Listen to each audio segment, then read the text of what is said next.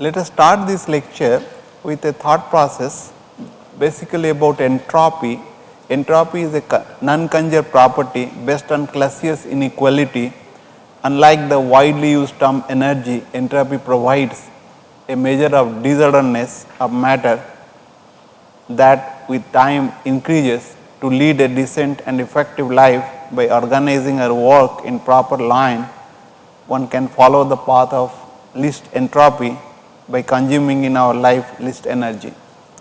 So, if you look at the last lecture, we basically discuss about the Clausius inequality, which will be useful for a cyclic operating device, right. But in the real situation, we need to what you call use for the non-cyclic processes. We will have to do the similar we have done for the first law of thermodynamics. We will take a cyclic process, and let us say the cyclic process, process moves from state 1 to the state 2 through the path A, and it comes back from state 2 the state 1 through the path B, and this is let us say reversible, right. And similarly we can say that this is also there is another cyclic, I mean between the state 2 one can think of the 1 A 2 C and 1, there is another cycle. So, now we can basically apply the Clausius inequality for the 2 cycle, that is 1 A 2 B 1 and 1 A 2 C 1, right. If you do that, what we will get?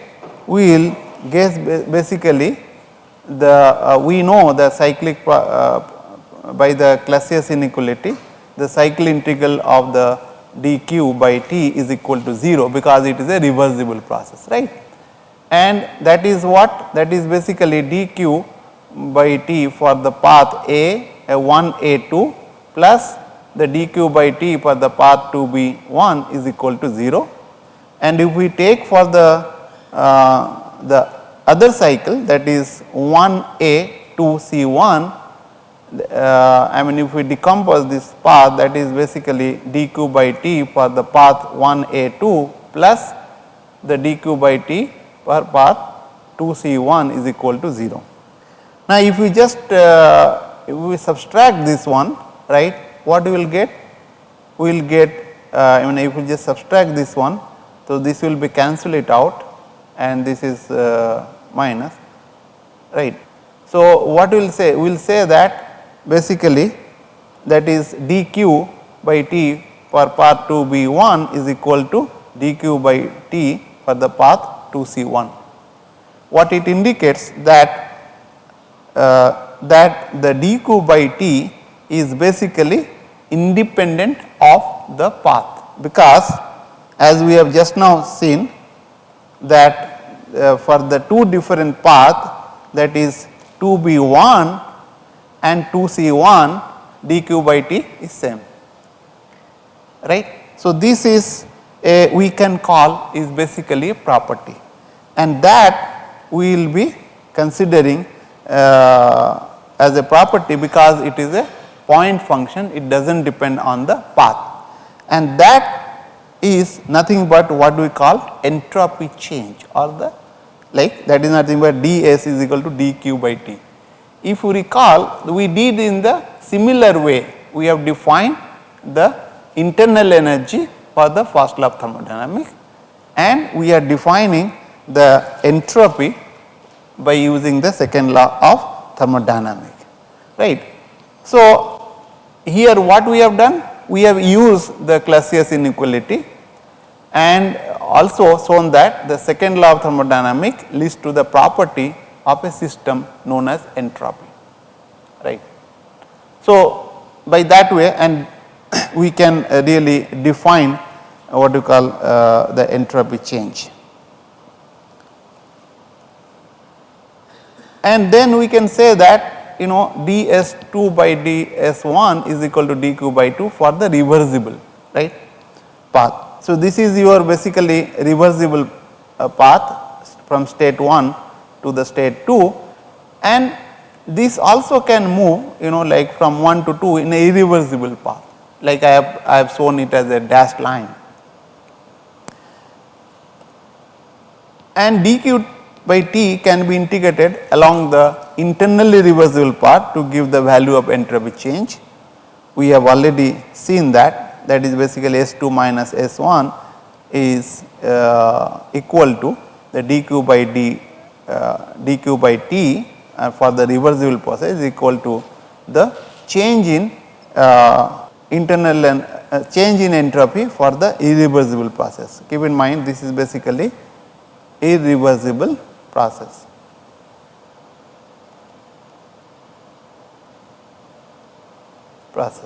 Right. That means we can find out the entropy change for an irreversible process between two states by considering at a reversible process. In other words, you can substitute an irreversible process, right, with an internally reversible process, right, and so far the state is same, so therefore entropy change will be same. So in other words, change in entropy for an irreversible process determined very easily by dividing suitable imaginary reversible process between two states. And let us look at entropy change for a certain process, like we know that change in entropy is equal to dq by t for reversible process only, and as I stated earlier that entropy is a state function. So the entropy change is dependent only on its initial and final state. It does not depend on the path taken by the system whenever it is interacting with surrounding. Basically it is a independent of the path, but it is dependent on the what you call state or the point between which the system undergoes the changes. So by analyzing the irreversible process, right, in other words, what you call like for analyzing irreversible process, right, we need to substitute this irreversible process by imaginary equivalent reversible process, and such that we can calculate the entropy change between two states whenever the system is interacting with its surrounding. So for that we will have to do, I am just restating the same thing. Let us look at the entropy change for a heat interaction. So let us take an example, that is temperature of a large reservoir remains almost constant at 350 Kelvin when a paddle wheel is rotated for 1 hour by using a 125 watt motor, and we need to estimate the change in entropy of the reservoir if the paddle wheel is operated in a very slow manner, so that it will be, one can think of reversible kind of things. So if you look at, this is our system, I mean the thermal reservoir,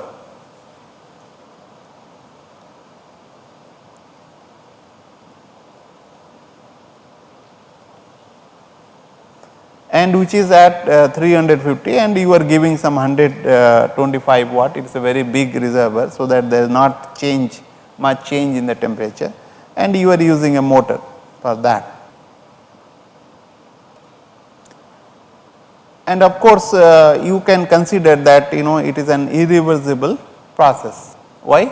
Because you cannot take it, whatever the work being done on this, you cannot really produce again to the if this work is being done on this thermal reservoir, and that same amount of work cannot be make the motor to run, if you consider like other way around. So therefore it is an irreversible process, but we can consider that a imaginary reversible process, and that is this whatever the work you are giving is equivalent to the some heat energy during the reversible process dq, and therefore, the change in entropy will be dq by t for the reversible process. In this case, the what is the dq r is nothing but the work done. Work done is 125 what you call watt, and that is run for the 1 hour, right.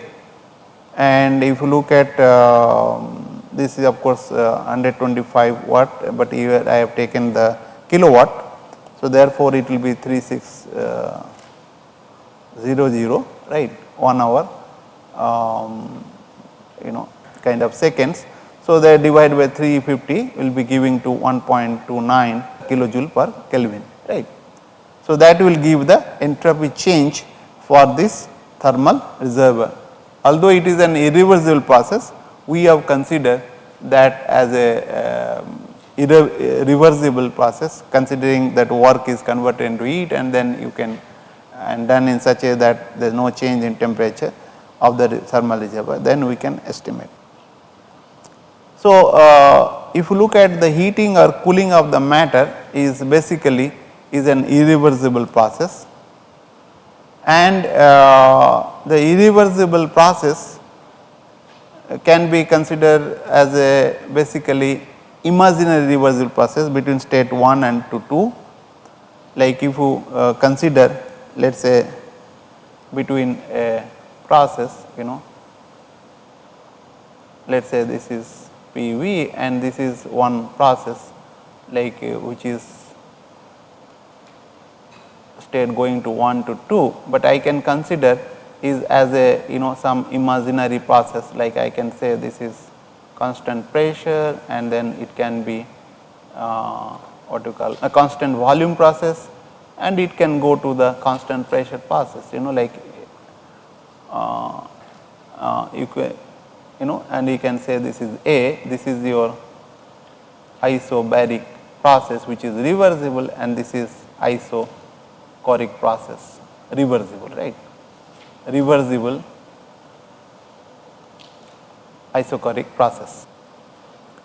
So, heating and cooling is can be considered as a basically isobaric and isochoric process, and as to the first law of thermodynamics, we know that dq is equal to du for the isochoric process, right, and for isobaric process dq is equal to dh, we have already learnt.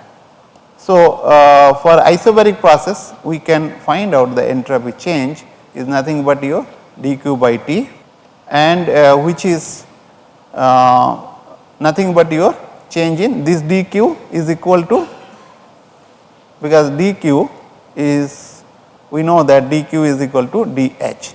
So, therefore, that will be mCp dt, and we will take Cp is not really function of temperature for this thing. So, or you can assume as average Cp, so that if we integrate this thing you will get mCp ln T2 by T1, right. That is, you are considering that as a reversible process and you are finding out the entropy change. Similarly, for the isochoric process you can have dq by T, and then we know that dq for isochoric process is nothing but your what you call equal to du, and that is mCv dt, and then divided by T will give, when you integrate it, will be mCv ln T2 by T1. Keep in mind that this we are saying that Cv is constant, it is not a function of temperature. So, by this process you can find out the entropy change for what you call for the isochoric process and isobaric process.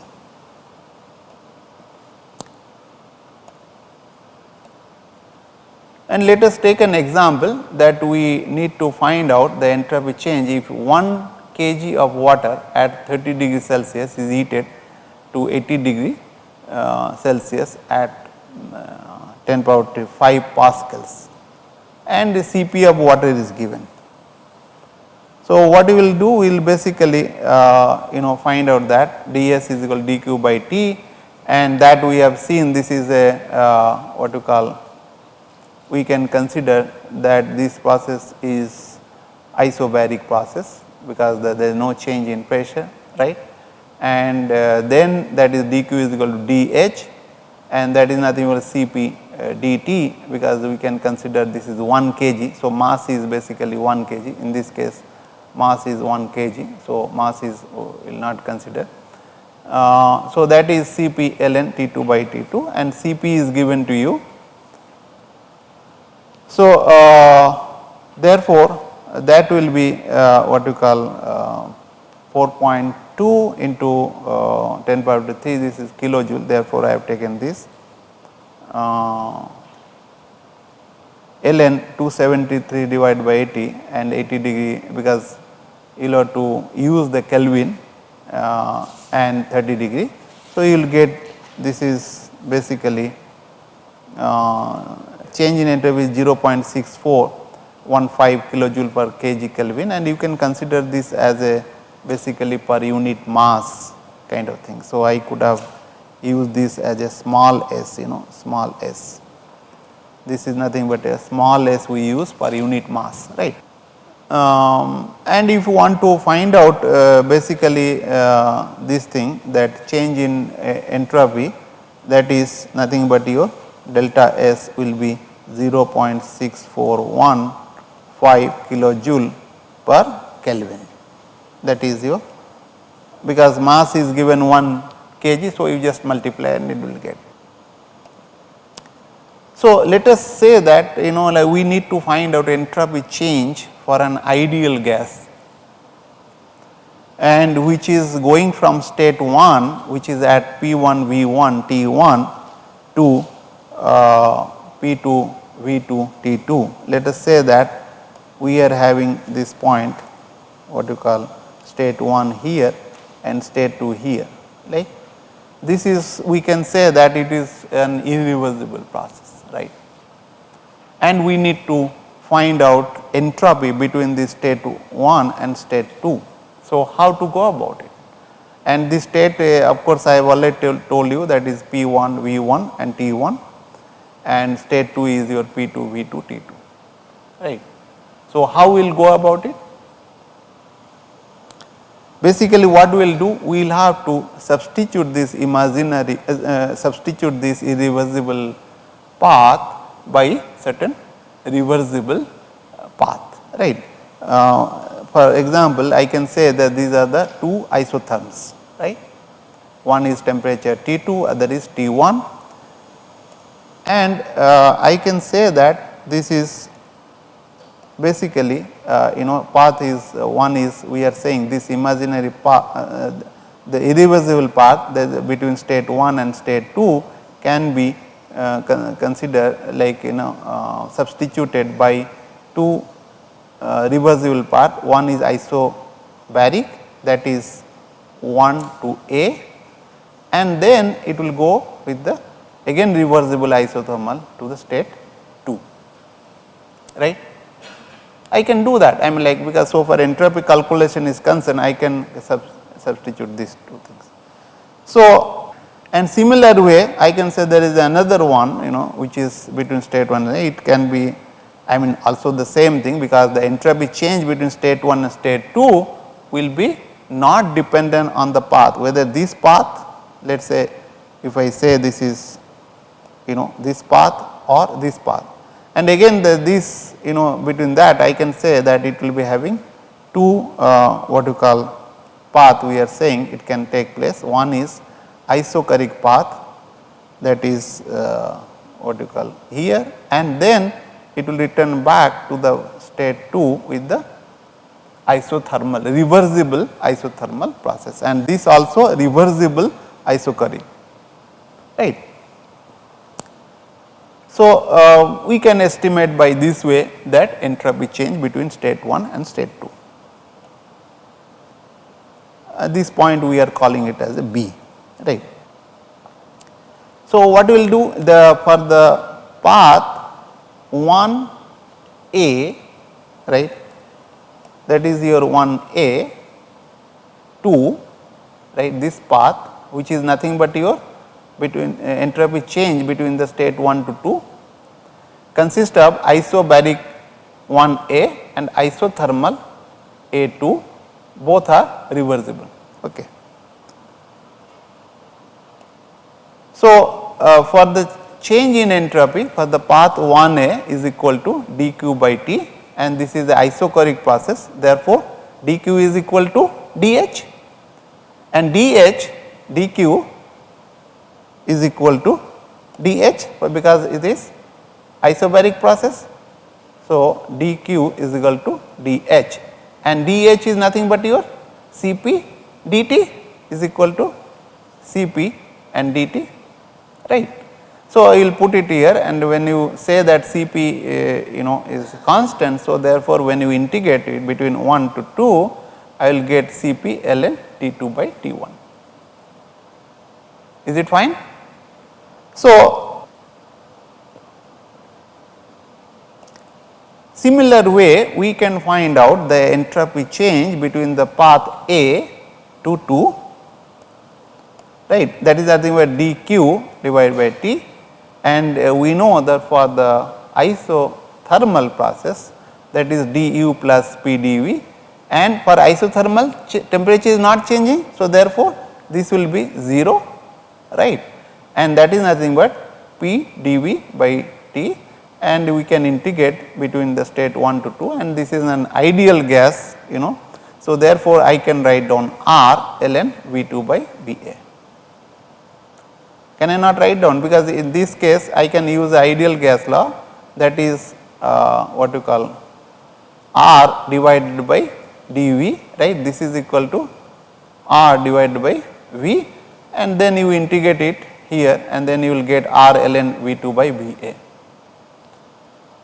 Now, we need to connect this volume at A station A to volume at station 2, right. How we will do that? We will have to use the ideal gas law, that is P2 V2 is equal to PA VA, and PA is nothing but your P1, the pressure at A, because this is isobaric process. So, is equal to PA is equal to P1, and therefore, we can write down V2 by Va is equal to P1 by P2. So, if you add this thing, then we can get the change in entropy for the A22 for the path A2 is equal to minus R ln P2 by P1. Keep in mind that we are just changing the ratio, therefore, minus sign comes over. So, when you add this thing, put these values here, like change in entropy between state 1 to 2 is equal to entropy change for the path 1A plus entropy change for path A2, right. When you substitute these values, you will get an expression here, that is change in entropy between state 1 to 2 is equal to Cp ln T2 by T1 minus R ln P2 by P1, right. So, you can now evaluate for the what you call the entropy change for an, of course, an ideal gas that we have considered here by substituting the irreversible process between state 1 to 2 with reversible isobaric followed by the isothermal process. In this case, we have seen. And let us consider the other way around, that is for the path 1B2, the change in entropy is equal to isobaric process for path 1, isochoric process for the path 1B plus the isothermal process B2, right. So, what we will do? We will do evaluate them similar way. The change in entropy for 1B is nothing but dq by dt, and this for isochoric process, what it would be? It will be change in internal energy, and that is nothing but your Cv dt by T, and when we integrate it between station 1 to B, is not it? That is Cv ln T1 Cv ln T2 by T1, because why it is Tb is equal to T2, right. So, for the path B2, the change in entropy will be equal to basically du plus Pdv, that is nothing but dq by T, and in this case that is what you call isothermal process, therefore, that will be 0, and using ideal gas law we can find out that is nothing but your Pdv by T when you integrate. I mean, like you can substitute this by the what you call Pt is equal to R by V, and then integrate that thing is R ln V2 by V1. So, you can add all these things together, you will find out that that is basically change in entropy is equal to Cv ln T2 by T1 plus R ln V2 by V1. Keep in mind that this is basically integrated, this B2 is integrated between B2 to 2, B2 2, and Vb is equal to V1, right. Vb, this is Vb is equal to V1, right. So, we will get an expression, you know, we have already seen that this is for the expression for which is in terms of Cv, and of course, the ln T2 by T1 and R ln V2 by V1, and equation 1 which we had derived earlier for the isobaric process followed by the reversible isothermal process are you know are in terms of Cp and ln T2 by T1 minus R ln P2 by P1. So, these equation 2 are different. Is it different? Can it be? Or it will be same, right. I think I will leave that an exercise for you to prove that equation 1 is equal to equation 2. In principle, it should be. Now, I will leave that an assignment for you people to do that. So, entropy change for a pure substance we need to evaluate for our problem, because you know, like entropy is a property we know, thus the value of entropy is basically dependent on the state of the system, and once it is state of the system is fixed, so there it can be, you know, fixed. For example, like, you know, if you look at like this is the Ts diagram, if you look at this is your compressed liquid, right, and for the compressed liquid what you will do, if you know the P1 and T1 from the saturated steam table corresponding to the saturated liquid point, you can find out SF, you know, that is the liquid is equal to S1, you can find out very easily. And similarly for the superheated steam or the superheated vapor, it can be steam, it can be refrigerant also, right. So, you can find out basically at a particular pressure, that is let us say P3 and T3, you can evaluate S3 from the superheated steam table or the refrigerant table, right. But if the mixture is in between, like it will be some different quality, right. So, you need to know this quality, and then if you know the entropy at the saturated liquid point, and if you know the change in entropy between the saturated vapor point and the liquid point, then you can evaluate what will be entropy, provided you know the what you call either temperature or the pressure, any one of them saturated condition, and also the quality. So, if you look at, like let us say there is the what you call sublimation, that means the let us say there is a ice which is converted into liquid, then change in entropy will be heat of sublimation divided by the temperature at which the sublimation occurs, right. Similarly, for the vaporization, you can find out change in entropy is basically heat of vaporization divided by the temperature at which vaporization occurs. So, we will take a very simple example like 500 grams of ice is melted to water at 0 degree Celsius by heating it slowly, right, by heating it slowly, and we need to determine the entropy change. So, what we will do, we will have to change in this entropy during this melting process is equal to HSF divided by TSF. HSF will be given in a table and which happens to be 333.4 kilojoule per kg, right, and then you will use the temperature, it is occurring at 0 degree Celsius. So, in Kelvin that will be 270.15, and you know these grams, and then you will get the if you substitute these values you will get 0.6 kilojoule per Kelvin, that is the entropy change during this melting of ice. So, we will have to now look at basically entropy change for an irreversible process, right, and we will have to see how we can handle. We can take a control mass system which undergoes a reversible cycle 1A, what you call 1A 2B1, this is a reversible cycle, right, and we will consider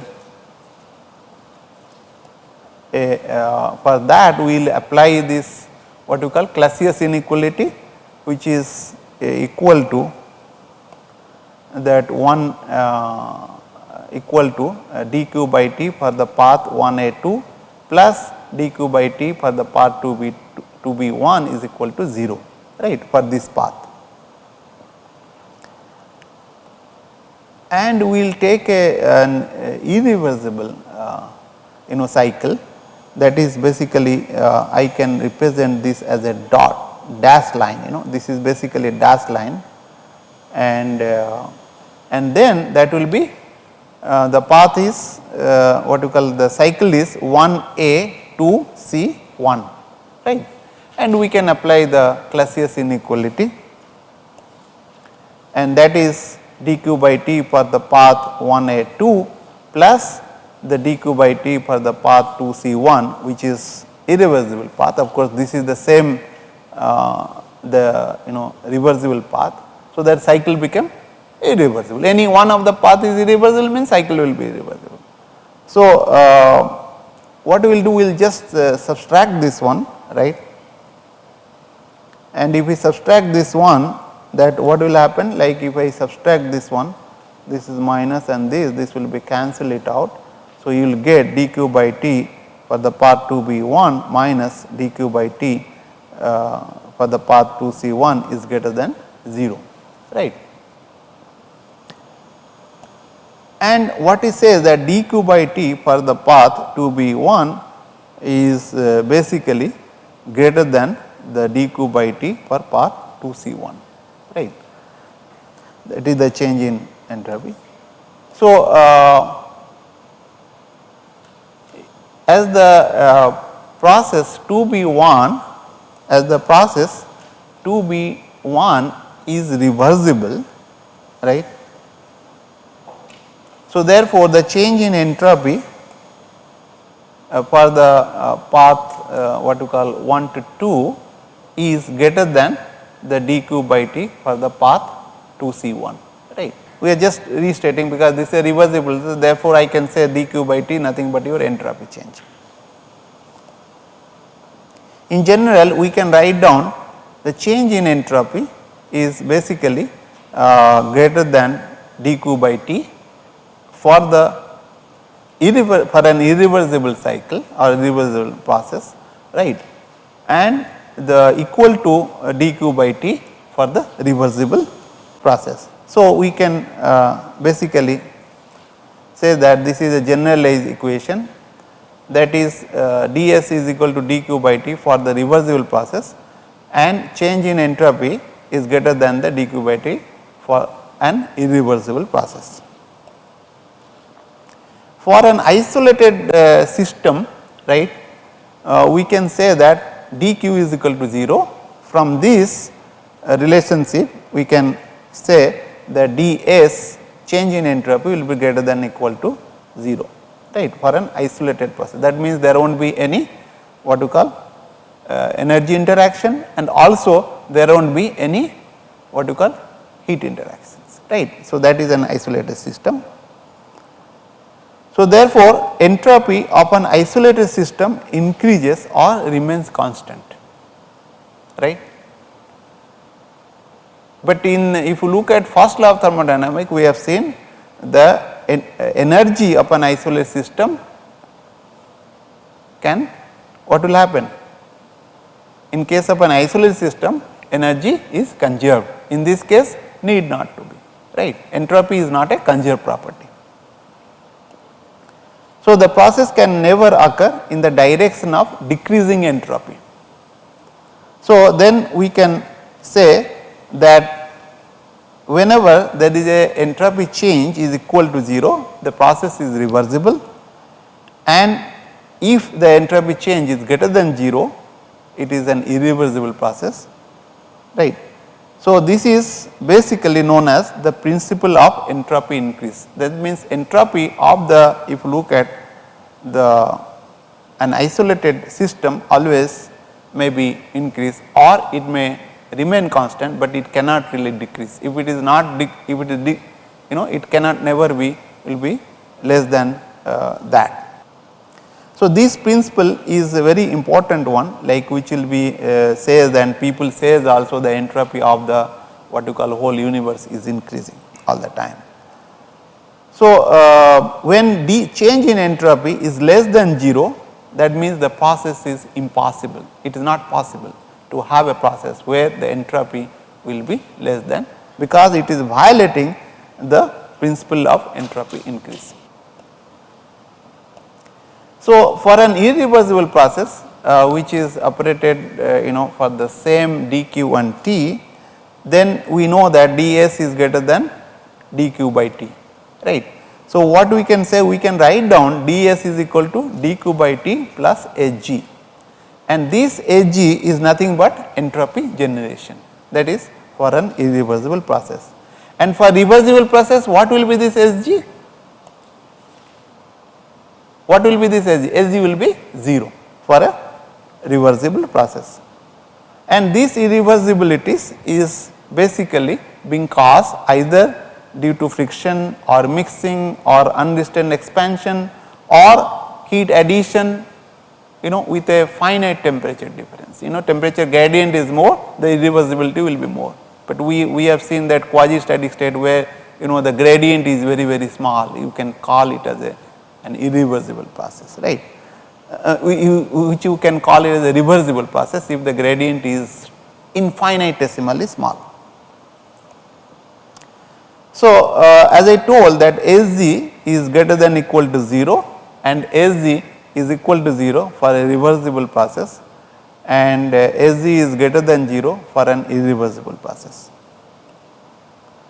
And the value of Sg is always positive quantity, or it will be 0. So, question then arises, we have learned that entropy is a basically property of the system, right, yes or no. Now, is this Sg a property of a system? Can it be? Actually it cannot be, okay, because it is dependent on the path what it will be taking. So, therefore, it cannot be a property of the system, that is the entropy generation. So, how do we use the principle of entropy increase for a non-adiabatic system? Because what we have seen is basically we are saying okay, dq is equal to 0, then we talk about it, but how we will do that? So, what we will do, as I told that entropy is an extensive property, hence it is additive in nature, right.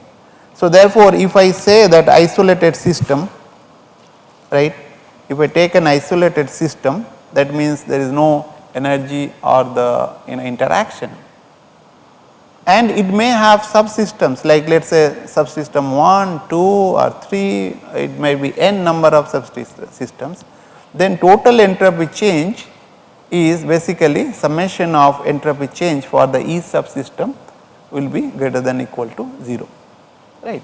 Then if you know that, I mean, one can really find it out. Let us consider another example. There is a system, right. If I consider this contains some, let us say, gas, and then it is interacting with the surrounding, both the work or the heat interaction will be taking place, right. And I want to find out what will be the entropy change between the system and the surrounding, right. I do not know like what is happening. What we will do? We will take this as a surrounding here, what I have shown here, this is basically surrounding, and then put together this is an isolated system. That means if I consider this as my system boundary, right, in this case Q and W, in this case, right, the Q is equal to 0, W is equal to 0, but the system is embedded inside the surrounding. I am taking both the system and surrounding as a isolated system, and if you do that, then you can easily calculate what will be the entropy change, and then one can do that. So, we can say the total entropy for an isolated system, will be change in entropy of the system plus surrounding will be greater than equal to 0, right. And if I know this what is happening system, and if I know that what will be the, then we can find out what will be the surrounding, right, kind of things, and then we can evaluate. And this concept is being used, if you look at isolated system, is being used very often to calculate the entropy change, where you can certain things are not known. So, the entropy change, if we look at, as I told, basically for a isolated system will be considering both system and surrounding greater than 0, and this is the general expression for the increase of entropy principle. And if I consider that same, I am saying that there is an entropy change is in the system, right, and that is minus kilojoule per Kelvin, and this is your surrounding, right. This is your surrounding basically, whole this thing, and the entropy change for the surrounding in 5 kilojoule per Kelvin. So, in this case, what is that? System entropy is less than 0, right, in this example, and change in entropy is greater than 0. So, total entropy what it would be? Total entropy will be basically will be greater than 0, because if we add together what will be? It will be change total entropy in this case, when you add in this example, the total will be equal to 1 kilojoule Kelvin, which is greater than 0, right. So, therefore, that indicates that the increase of entropy principle. So, if you just say that if the total entropy is equal to 0, then we call it as a reversible process, and if we say total entropy is equal to greater than 0, it is a irreversible process. If it is total entropy is less than 0, it is impossible process. Hence, the second law of thermodynamics indicates the what you call direction or the feasibility of process. That means whether the process is possible or not, it stipulates, right. So, I think this is the way what we can think of applying the what you call entropy increase principle for calculating the various entropy and then find out whether the process is possible or not. And I will just tell you basically quality of energy. By that, can you say that from this, whether the what is the quality of energy? For example, if I take the certain amount of heat is being taken from what you call the source at temperature Th, and then it rejects this heat engine, rejects the QL amount of heat to the temperature 300 Kelvin, of course producing W amount of heat, and keep in mind this is basically a reversible heat engine. Now, and if I so now question arises, how do we can increase the thermal efficiency of this Carnot heat engine? You will consider reversible heat engine, basically Carnot engine, and how about the actual heat engine? What is the way of means of doing that, right? If I look at, I will take some example. For example, we know that Carnot efficiency is equal to 1 minus TL by TH, right? And if I take this what you call TH as 1200 Kelvin, and of course the low temperature is 300 Kelvin, that is the sink, what will be efficiency? Efficiency is basically 75% for a Carnot engine. If I take the 900 instead of 1200, if I take 900, it is 66.6. If I take 600 Kelvin, right, it will be 50%, right. What is we can infer from this? That means if I am taking the higher source temperature, I am getting higher efficiency for the same sink temperature, right. That is from the Carnot cycle, and that will be true for the other irreversible engine as well, because this is an irreversible engine. And suppose I will say that now there is a heat engine where you will have to change the sink temperature by delta T, let us say, and you will also experiment and change the temperature, source temperature as by delta T. If you look at efficiency wise, in which case it will be higher? What I will suggest that you please look at this problem, and I am giving this as an assignment so that you can check which one will be higher, which one will be lower, and why it is so. But from this example, if you look at what we are learning from here, that means if the heat energy available at a higher temperature, then its quality will be higher as compared to the energy which is available at the lower temperature. That means if you look at quality of the things will be goes on increasing with the increasing of the temperature at which thermal energy is available, right. So, we will be coming back to this quality of energy little later on, whenever we will be talking about the availability and other things. So, we will stop over here. We have learned basically that how we have used the entropy increase principle to evaluate the entropy for the not only for the reversible process, but also for an irreversible process, right. And we now equipped with a tool for what we call estimating the entropy change and also the predicting whether this process is possible or not. So, if you look at the first law of thermodynamics is basically talk about the quantity, it will give you quantitative evaluation and the quality of the energy being stipulated by the second law of thermodynamics, that we have also learned.